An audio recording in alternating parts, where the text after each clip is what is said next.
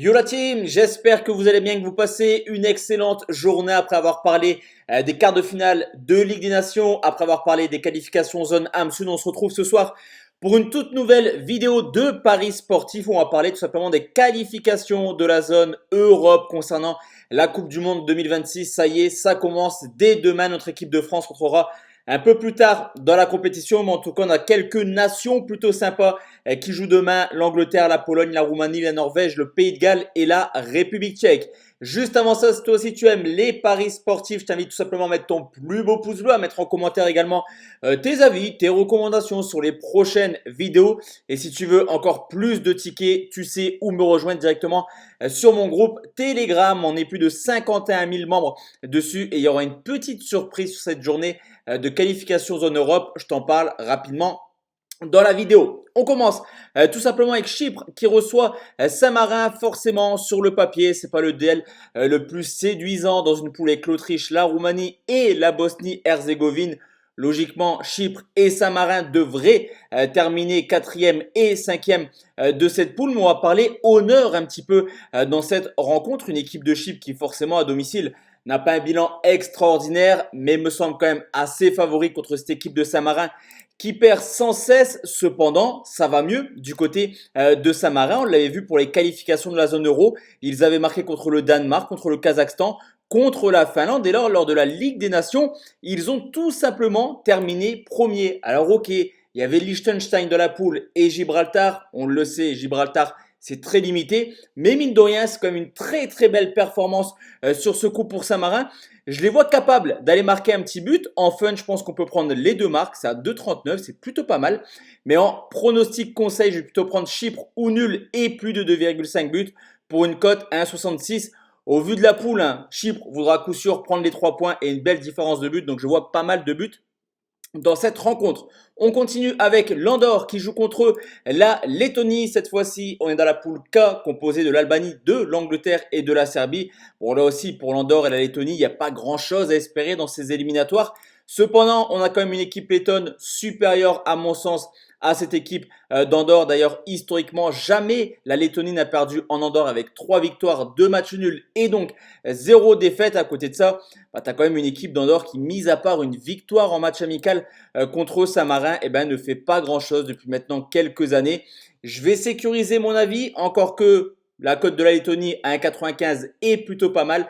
Je vais prendre le nul remboursé style Lettonie pour une cote à 1,51. On continue avec enfin un top player, on va dire, cette équipe anglaise qui affronte l'Albanie. Match plutôt intéressant parce que c'est la première de Thomas Tuchel. J'ai hâte de voir le 11 que va nous concocter le technicien allemand. Une équipe anglaise qui va un petit peu mieux après une Ligue des Nations plutôt bonne où ils ont terminé en tête de leur poule. On a hâte de revoir l'Angleterre qui avait été plutôt séduisant lors de l'Euro, en tout cas ultra efficace. À côté de ça, cette équipe d'Albanie, elle est capable d'embêter un petit peu les Cadors. On l'a vu là aussi lors de l'Euro, que ce soit contre les Italiens et les Croates. Ils ont fait de très belles performances. Cependant, pour la première de Tourelle à domicile, je vois mal autre chose qu'une victoire pour les Anglais qui voudront bien commencer justement cette phase de poule et surtout pour la première de l'Allemand. Donc moi, je vais prendre l'Angleterre par au moins 2 buts d'écart avec forcément quelques buteurs qui vont être disponibles sur le groupe Telegram. On continue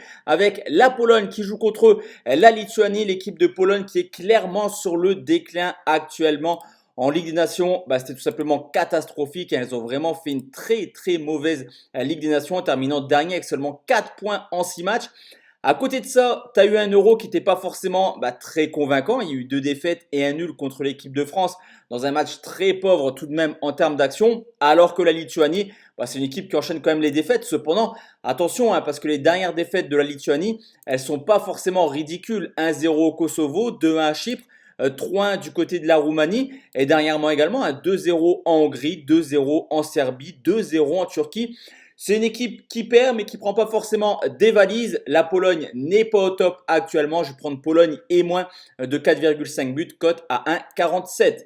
On continue avec tout simplement la Roumanie qui joue contre la Bosnie-Herzégovine. Dernièrement, les résultats des Bosniaques ne sont pas du tout bons. On l'a vu également lors de la Ligue des Nations. Au contraire de la Roumanie. Alors ok, ce match se jouera à huis clos.